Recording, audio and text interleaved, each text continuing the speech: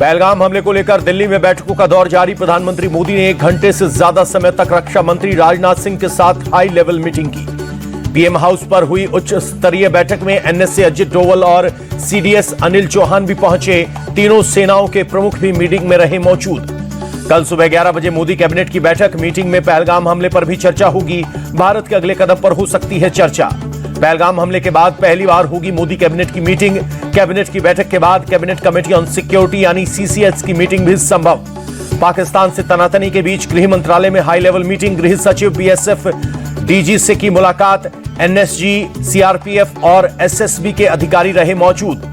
पहलगाम हमले के बीच कांग्रेस का विवादित पोस्टर में सिर गायब वाला पोस्टर जारी कर लिखा, जिम्मेदारी से समय गायब।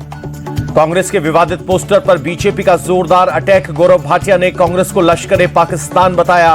कहा पाकिस्तान के साथ खड़ी है कांग्रेस। गौरव भाटिया बोले कांग्रेस को पाकिस्तान के टावर से सिग्नल मिलता है। अब इनकी सर तन से जुदा वाली विचारधारा पर कोई संदेह नहीं रह गया। बीजेपी आईटी सेल के हेड अमित मालवीय बोले अगर किसी की गर्दन कटी है तो वो कांग्रेस पार्टी है। प्रधानमंत्री मोदी को करोड़ों भारतीयों का दुलार, प्यार और आशीर्वाद मिला है। कांग्रेस के गायब पोस्टर पर महाराष्ट्र के डिप्टी सीएम एकनाथ शिंदे का हमला।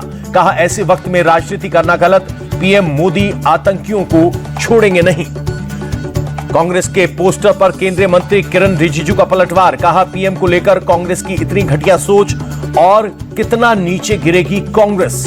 कांग्रेस के गायब पोस्टर पर चिराग पासवान बोले ये गलत है, ये संवेदनशील मुद्दा, इसकी संवेदनशीलता को समझना विपक्ष की जिम्मेदारी। कांग्रेस के गायब पोस्टर पर बिहार के उप मुख्यमंत्री सम्राट चौधरी बोले विपक्ष के नेता का ही देश के लोगों को अता पता नहीं रहता। कांग्रेस पर हमलावर हुए बीजेपी नेता शहजाद पूनावाला बोले कांग्रेस के कुछ नेता पीड़ितों को झूठा साबित करने की कोशिश कर रहे हैं। मल्लिकार्जुन खड़गे को बताना चाहिए कि कांग्रेस का सामूहिक स्टैंड क्या है। लोकसभा में विपक्ष के नेता राहुल गांधी ने पीएम मोदी को लिखी चिट्ठी। पहलगाम हमले पर जल्द से जल्द विशेष सत्र बुलाने की मांग। कांग्रेस अध्यक्ष खड़गे ने पीएम मोदी को लिखी चिट्ठी। विशेष सत्र में पहलगाम हमले पर चर्चा की मांग। कांग्रेस सांसद प्रमोद तिवारी बोले सरकार एजेंडा तय करे, हम उनसे बात करेंगे। आतंकवाद से लड़ने के लिए सरकार जो फैसला लेगी हम उनके साथ खड़े हैं। विशेष सत्र बुलाए जाने की मांग पर बोले आरजेडी सांसद मनोज झा, जब पूरी संसद एक स्वर में बोलती है तो दुनिया के देशों तक संदेश पहुंचता है। आज वो समय आ गया है। विशेष सत्र बुलाए जाने की मांग पर अनुराग ठाकुर बोले आज सदन में चर्चा से ज्यादा कदम उठाने की जरूरत है जिससे पाकिस्तान को करारा जवाब मिल सके। विपक्ष द्वारा विशेष सत्र बुलाए जाने की मांग पर चिराग पासवान बोले मुझे लगता है कि सरकार सही समय आने पर सही फैसला लेगी। अखिलेश यादव ने ट्वीट कर पूछे सवाल। लिखा पूछता है पहलगाम का पर्यटक, खतरों के बीच मेरी रक्षा करने वाला वहां कोई क्यों नहीं था। पहलगाम हमले को लेकर कांग्रेस और सपा पर योगी आदित्यनाथ का बड़ा अटैक। कहा कांग्रेस और सपा के लोग पाकिस्तान की भाषा बोल रहे हैं। इन्होंने तुष्टीकरण की पराकाष्ठा पार की। योगी बोले हमले के बाद सपा नेताओं के बयान दुर्भाग्यपूर्ण। राजनीति की भी सीमा होनी चाहिए। इन लोगों की सोच परिवारवादी। सीएम योगी बोले पहलगाम में बहनगांव की जान लेने वाले आतंकी नहीं बचेंगे। एक एक दहशतगर्द को चुन चुन कर सजा मिलेगी। जिपलाइन ऑपरेटर मुसम्मिल के पिता की सफाई। इंडिया टीवी से बोले हम तो खाना भी खाते हैं तो अल्लाह का नाम लेते हैं। मेरे बेटे का हमले से कोई लेना देना नहीं। पहलगाम के गुनहगारों को पकड़ने के लिए एक्शन तेज। 2500 से ज्यादा अंडरग्राउंड वर्कर्स हिरासत में। पहलगाम से 250 से ज्यादा संदिग्ध डिटेन। आतंकियों के खिलाफ सेना की कार्रवाई पर महबूबा मुफ्ती का बड़ा बयान। कहा आम लोगों के घर न गिराए जाएं। सालों से कश्मीर में रह रहे पाकिस्तानियों को न खदेड़ा जाए। जम्मू कश्मीर में कई जगह एनकाउंटर टेरर ऑपरेशन जारी। सूत्रों के अनुसार आतंकियों की तलाश में अलग अलग जगहों पर रेड। पहलगाम टेरर अटैक की एनआईए जांच जारी। बेसरन के जंगल में एनआईए की टीम मौजूद। फॉरेंसिक टीम भी कर रही है पड़ताल। अब तक 100 से ज्यादा लोगों से पूछताछ कर चुकी है एनआईए। 10 फोटोग्राफर और 12 दुकानदारों से भी हुई है पूछताछ। पहलगाम हमले के पाकिस्तानी साजिश का सबसे बड़ा सबूत। हमले में शामिल था पाकिस्तानी सेना का कमांडो हाशिम मूसा। सैटेलाइट फोन से ले रहा था इंस्ट्रक्शन। पाकिस्तानी स्पेशल फोर्स का पूर्व पैरा कमांडो है आतंकी मूसा। हमले में पाकिस्तानी सेना और आईएसआईएस का हाथ होने की हुई पुष्टि। लश्कर के साथ भी काम करता है आतंकवादी मूसा। पाकिस्तानी फोर्स ने मूसा को एसएसजी से लश्कर में भेजा था। पहलगाम से पहले 2 टेरर अटैक में शामिल था मूसा। गांदरबल हमले में भी शामिल रह चुका है मूसा। पहलगाम टेरर अटैक पर एक और बड़ा खुलासा। 6 महीने पहले साउथ कश्मीर में देखा था आतंकी आदिल। पाकिस्तान से ट्रेनिंग लेकर आया था आदिल। आतंकियों की पूरी मदद कर रहे थे overground worker. Pahalgam terror attack में लुकुट सपोर्ट के सबूत मिले। संयुक्त राष्ट्र में भारत की प्रतिनिधि योजना पटेल ने पाकिस्तान को जमकर फटकार लगाई। उन्होंने पाकिस्तान को आतंकी पनाहगाह देने वाला दुष्ट राष्ट्र बताया। योजना पटेल ने संयुक्त राष्ट्र में खोली पाकिस्तान की पोल। कहा, एक इंटरव्यू में रक्षा मंत्री ख्वाजा आसिफ ने खुद आतंकवाद को बढ़ावा देने की बात स्वीकारी। दुनिया अब इस खतरे और आंखें नहीं मूंद सकती। पाकिस्तान ने आतंकियों को पीओके में लॉन्चिंग पैड से हटाया। आतंकियों को सुरक्षित ठिकानों पर पहुंचाया गया। पीओके में आतंकियों के 42 launching pad active. Launching pad पर मुस्तैद थे करीब 130 आतंकी। बिलावल भुट्टो जरदारी के खून बहाने वाले बयान पर आंध्र प्रदेश के डिप्टी सीएम पवन कल्याण बोले, उन्हें याद दिलाना चाहिए कि पिछले 3 युद्ध कैसे हारे थे। उन्होंने अपने देश के अतीत की याद रखनी चाहिए। तुर्की के पाकिस्तान को हथियार सप्लाई करने की खबर झूठी। तुर्की की ओर से बाकायदा बयान जारी कर कहा गया, हमारे प्लेन पाकिस्तान में रिफ्यूलिंग के लिए उतरे थे। पहलगाम हमले के बाद सरकार का बड़ा फैसला। कश्मीर के 48 पर्यटन स्थलों को बंद किया गया।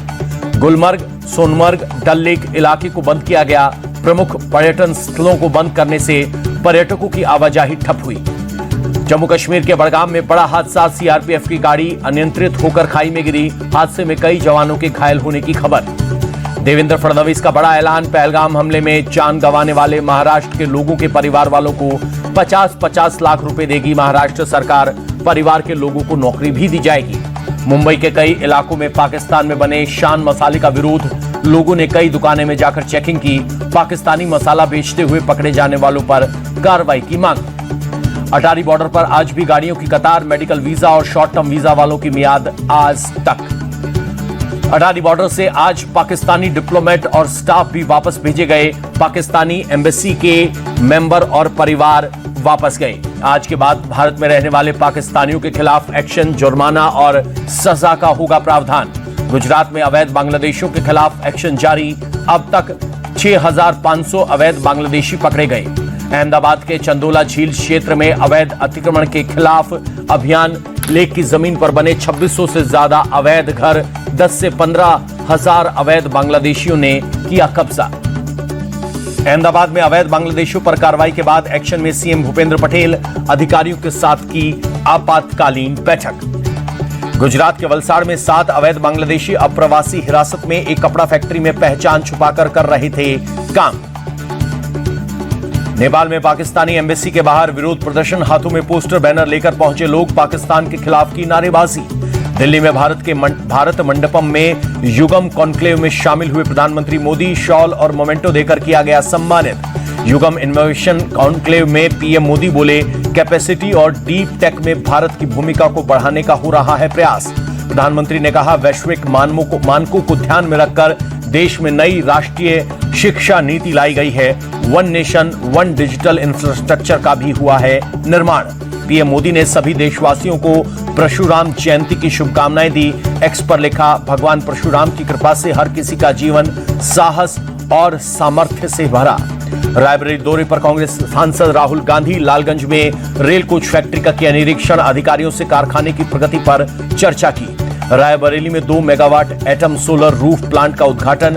राहुल गांधी के विकास इंडस्ट्रीज लिमिटेड में किया उद्घाटन। एटम इलेक्ट्रिक चार्जिंग स्टेशन भी मौजूद। यूपी के रायबरेली में राहुल गांधी ने नेताजी सुभाष चंद्र बोस की प्रतिमा का अनावरण किया।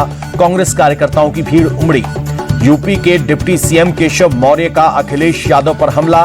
कहा, 2027 का चुनाव सपा अकेले लड़े या गठबंधन के साथ खिलेगा कमल ही जनता समाजवादी पार्टी को समाप्तवादी पार्टी बना देगी। गोरखपुर में सीएम योगी आदित्यनाथ पोषण पखवाड़ा 2025 का उद्घाटन करने पहुंचे।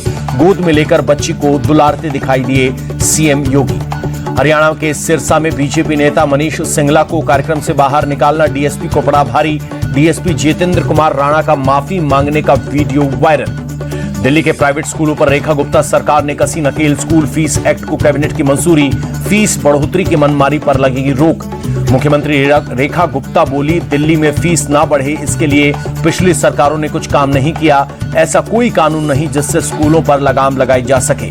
शिक्षा मंत्री आशीष सूद बोले, स्कूलों में फीस बढ़ोतरी को लेकर 3 स्तर पर कमेटी बनेगी। बिना कमेटी की सहमति के फीस बढ़ाने वाले स्कूलों पर 1,10,000 तक रुपए का जुर्माना लगेगा। दिल्ली की सीएम रेखा गुप्ता और उपराज्यपाल वीके सक्सेना ने नजफगढ़ नाले का निरीक्षण किया। बीजेपी सांसद प्रवीण खंडेलवाल भी साथ में रहे मौजूद। दिल्ली के शालीमार बाग पहुंची सीएम रेखा गुप्ता, उपराज्यपाल वीके सक्सेना शालीमार बाग में जीर्णोद्धार कार्य का किया निरीक्षण। भोपाल में आरपीएफ जवान की पिटाई के मामले में एक्शन, पुलिस ने 3 आरोपियों को गिरफ्तार कर निकाला जुलूस। शराब पीने से रोकने के जवाब में की थी आरपीएफ जवान की पिटाई। एमपी के सतना में बदमाशों ने थाने में घुसकर हेड कांस्टेबल को मारी गोली, बदमाश फरार, आरोपी की तलाश में जुटी पुलिस। यूपी के महाराजगंज में जिला प्रशासन का बुलडोजर, अवैध निर्माण को जमींदोज किया गया। मदरसा संचालक ने सरकारी जमीन पर कब्जा कर रखा था। यूपी के हापुड़ में बाइक सवार बदमाशों का आतंक, स्कूटी से जा रही महिला से चेन स्नैचिंग, सीसीटीवी में कैद हुई घटना। बेटी के साथ स्कूल जा रही थी महिला। यूपी के हाथरस में मारा गया 1 लाख का इनामी बदमाश जितेंद्र उर्फ जीतू, एनकाउंटर में पुलिस ने किया ढेर। जम्मू कश्मीर के अखनूर में एनसीसी कैडेट्स ने वाइब्रेंट विलेज प्रोग्राम आयोजित किया। प्रोग्राम में नशा मुक्ति और स्वच्छता का दिया संदेश। अयोध्या में श्री राम मंदिर में शिखर कलश के बाद सजा ध्वज दंड।